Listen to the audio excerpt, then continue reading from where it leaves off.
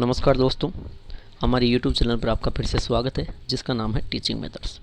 दोस्तों, आज हम देखेंगे हिंदी शिक्षण वीडियो के 15 अति महत्वपूर्ण प्रश्न। तो चलते हैं पहले प्रश्न पे। मित्रों, पहला प्रश्न है कि निम्न में से कौन सी खेल विधि नहीं है। देखिए, जो खेल विधि है वो चलती है मित्रों 1 से 5, यानी कि जो प्राथमिक स्तर है उसके लिए उपयुक्त होती है खेल विधि, यानी कि जो छोटे बालक हैं उनको खेल खेल में सिखाया जाता है। तो इनमें से कौन सी खेल विधि नहीं है। तो देखिए, जो डाल्टन विधि है ना, तो इसकी कुमारी हेलन पार्कहर्स्ट इसकी जो जनक या प्रवर्तक मानी जाती है ना, कुमारी हेलन पार्कहर्स्ट। ठीक है, तो ये तो खेल विधि है। इसके अलावा जो किंडर गार्डन विधि देखे है ना, बालोद्यान विधि भी कहते हैं ना, इसका जो फ्रोबेल है ना, उसको जनक माना जाता है।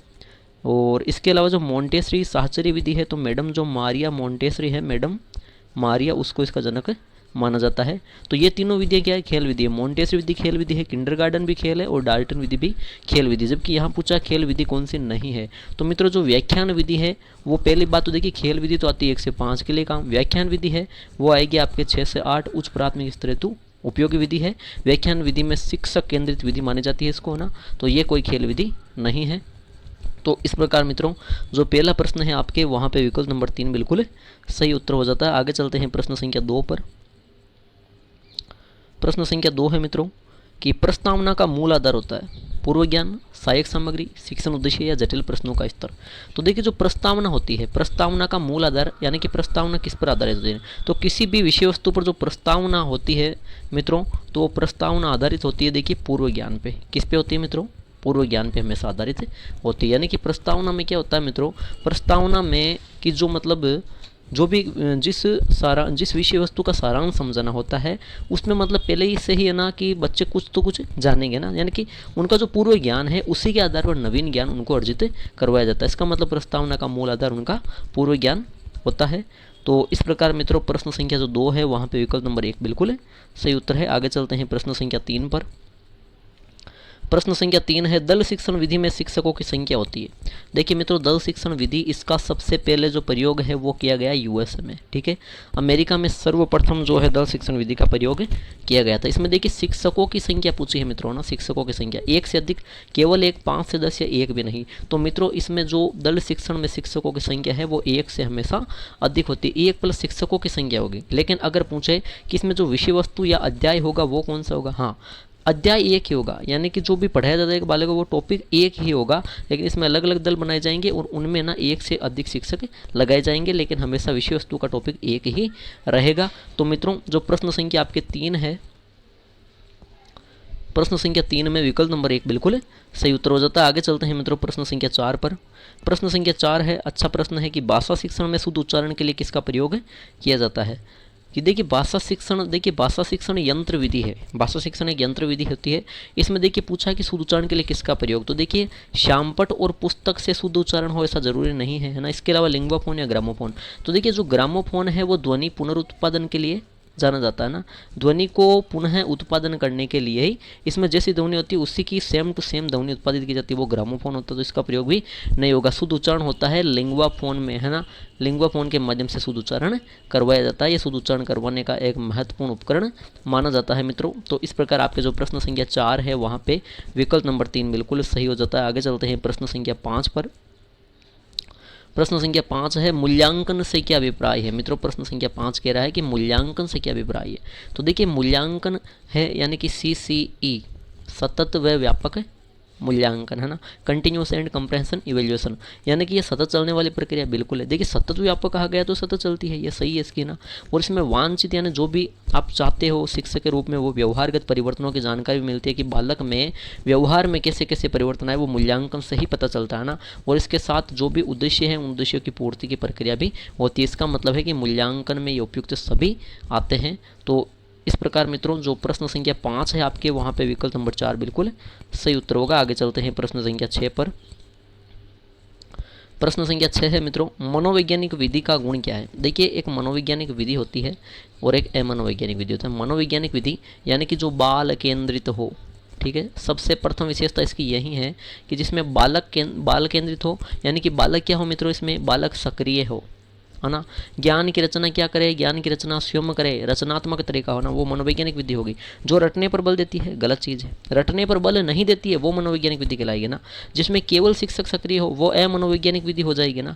जिसमें शिक्षक भले ही सक्रिय हो या ना हो लेकिन छात्र को क्रियाशील रखे वो विधि क्या हो जाएगी, वो मनोवैज्ञानिक विधि का गुण हो जाएगा। जो छात्र को क्रियाशील रखे, छात्र सक्रिय रहे, है ना। तो इस प्रकार मित्रों जो प्रश्न संख्या आपके 6 है वहाँ पे विकल्प नंबर 2 सही हो जाता है। आगे चलते हैं मित्रों प्रश्न संख्या 7 पर। प्रश्न संख्या 7 लीजिए, वेरी इंपॉर्टेंट क्वेश्चन है मित्रों कि शिक्षक का दाहिना हाथ कहलाता है। शिक्षक का दाहिना हाथ पूछा है। एक प्रश्न ऐसा भी देखा होगा, शिक्षक का अभिन्न मित्र कौन सा है। शिक्षक का अभिन्न मित्र शिक्षण विधि नहीं होगी, व्याख्यान देना नहीं होगा। अब बचे 2 विकल्प, पाठ्यपुस्तक या श्यामपट। तो मित्रों जो श्यामपट है वो शिक्षक का दाहिना हाथ कहलाता है। क्यों? क्योंकि देखिए दुनिया में अगर देखें तो 95% मनोवैज्ञानिक के अनुसार 95% है वो दाहिने हाथ का प्रयोग करते हैं। केवल जो 5% लोग हैं वो बाएं हाथ का प्रयोग करते हैं, है ना। तो देखिए शिक्षक का दाहिना हाथ इस प्रकार कहते हैं। दूसरी चीज़, शिक्षक का अभिन्न मित्र कौन सा है, श्यामपट है, इसलिए शिक्षक का दाहिना हाथ भी श्यामपट को ही कहा जाता है मित्रों। तो इस प्रकार आपके जो प्रश्न संख्या 7 है वहाँ पे विकल्प नंबर 3 बिल्कुल सही उत्तर हो जाएगा। आगे चलते हैं मित्रों प्रश्न संख्या 8 पर। प्रश्न संख्या 8 लीजिए, वेरी इंपॉर्टेंट क्वेश्चन आ चुका है। नाटक शिक्षण का मुख्य उद्देश्य है, वेरी इंपॉर्टेंट क्वेश्चन है। यहाँ एक नहीं आपके 3-3 4-4 प्रश्न सोल्व हो रहे हैं ना, कि छात्रों को रसानुभूति प्रदान करना। रसानुभूति या भावानुभूति अगर आ जाए तो वो मित्रों पद्य शिक्षण के उद्देश्य हो जाता है ना। छात्रों को भाषा का शुद्ध प्रयोग, अगर भाषा का शुद्ध प्रयोग, भाषा को परिष्कृत या परिमार्जित करना है तो ये व्याकरण शिक्षण का उद्देश्य हो जाता है। अगर आ जाता कि भाषा के जो तत्व है उनका ज्ञान प्रदान करना, है ना, तो वो हो जाता है गद्य में। तो उपयुक्त सभी यहाँ पर नहीं आएंगे, बल्कि जो छात्रों में अभिनय कला का जो विकास करना है मित्रों वो नाटक शिक्षण का ही मुख्य उद्देश्य है। नाटक शिक्षण करने से छात्रों में अभिनय कला का विकास होता है। तो इस प्रकार मित्रों जो प्रश्न संख्या 8 है वहाँ पे विकल्प नंबर 2 बिल्कुल सही उत्तर हो जाता है। आगे चलते हैं प्रश्न संख्या 9 पर। प्रश्न संख्या 9 है मित्रों कि निम्न में से कौन सा शिक्षण सूत्र नहीं है। शिक्षण सूत्र आपने पढ़े हैं, इनमें से कौन सा एक नहीं है। तो देखिए ज्ञात से ज्ञात की ओर, बिल्कुल ये शिक्षण सूत्र है मित्रों ना। यानी कि पहले बालकों को वही सिखाया जाता है जो उनको ज्ञान हो, है ना, और फिर जो ज्ञात नहीं है वो नहीं जानते वो उनको सिखाया जाता है ना। यानी कि इसमें कह सकते हैं पूर्व ज्ञान के आधार पर नवीन ज्ञान अर्जित करवाना, ये इसकी है, ठीक है। पूर्ण से अंश की ओर किसने दिया, गेस्टाल्ट मनोवैज्ञानिकों ने ये कथन दिया था कि पूर्ण से अंश की ओर चलो, ये गेस्टाल्ट ने दिया, तो ये भी शिक्षण सूत्र है। विशिष्ट से सामान्य, विशिष्ट मतलब क्या होता है, विशिष्ट मतलब उदाहरण, सामान्य मतलब नियम, यानी उदाहरण से नियम कहने का मतलब है मित्रों आगमन विधि चलती है ना। तो ये भी शिक्षण सूत्र है, जबकि अज्ञात से ज्ञात की ओर कोई शिक्षण सूत्र नहीं होता है मित्रों। तो इस प्रकार आपके जो प्रश्न संख्या 9 है वहाँ पे विकल्प नंबर 4 बिल्कुल सही उत्तर होगा। आगे चलते हैं प्रश्न संख्या 10 पे मित्रों।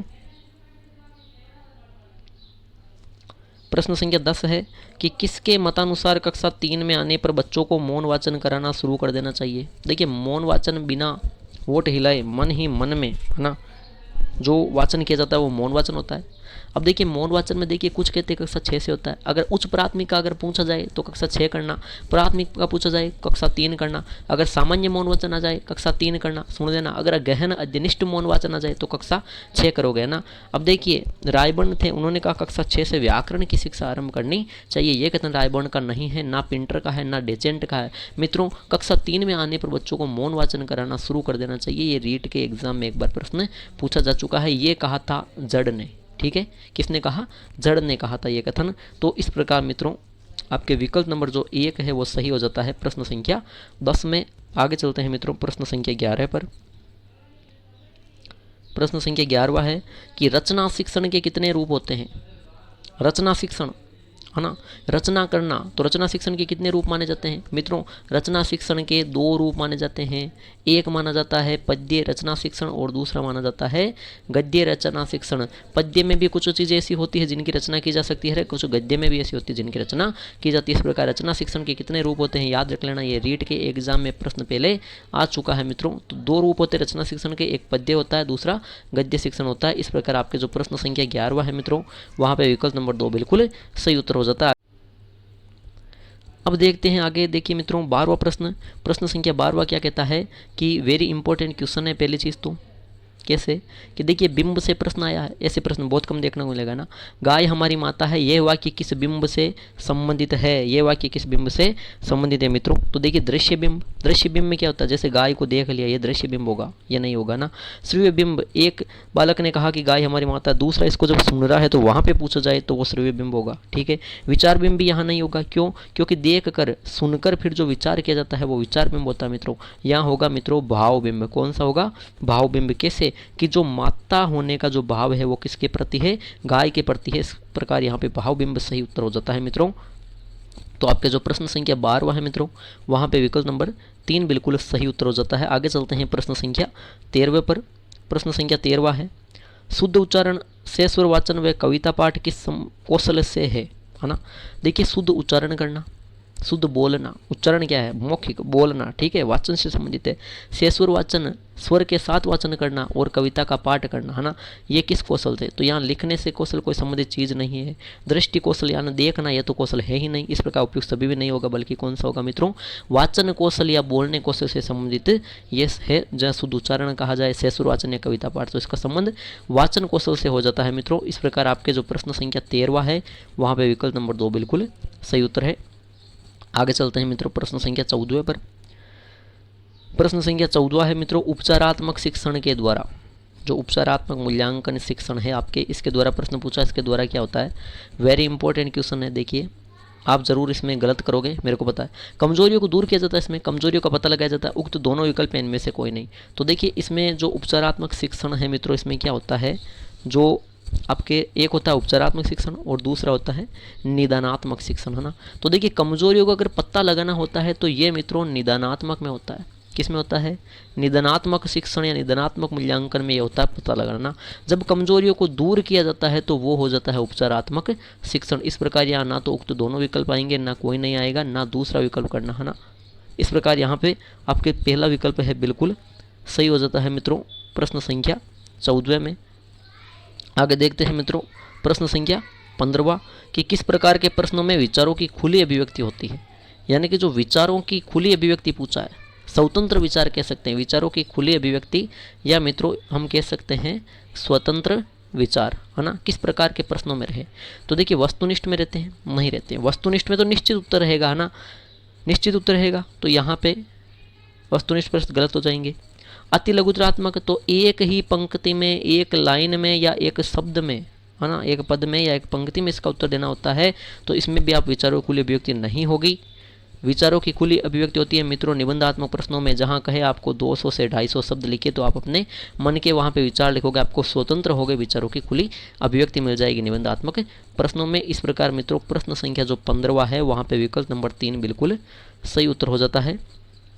तो दोस्तों ये थे आज के हिंदी शिक्षण विधियों के अति महत्वपूर्ण 15 प्रश्न, और यही एग्जाम में आने वाले प्रश्न हैं मित्रों। तो वीडियो को बिल्कुल मिस मत कीजिए। आशा करता हूँ मित्रों ये वीडियो आपको अच्छा लगा होगा, तो लाइक कीजिए, बिल्कुल वीडियो को शेयर कीजिए, कमेंट कीजिए आपके 15 में से कितने सही हो रहे हैं, और हमारे यूट्यूब चैनल को जिन्होंने सब्सक्राइब नहीं किया है वो सब्सक्राइब कर लीजिए। ठीक है दोस्तों, धन्यवाद।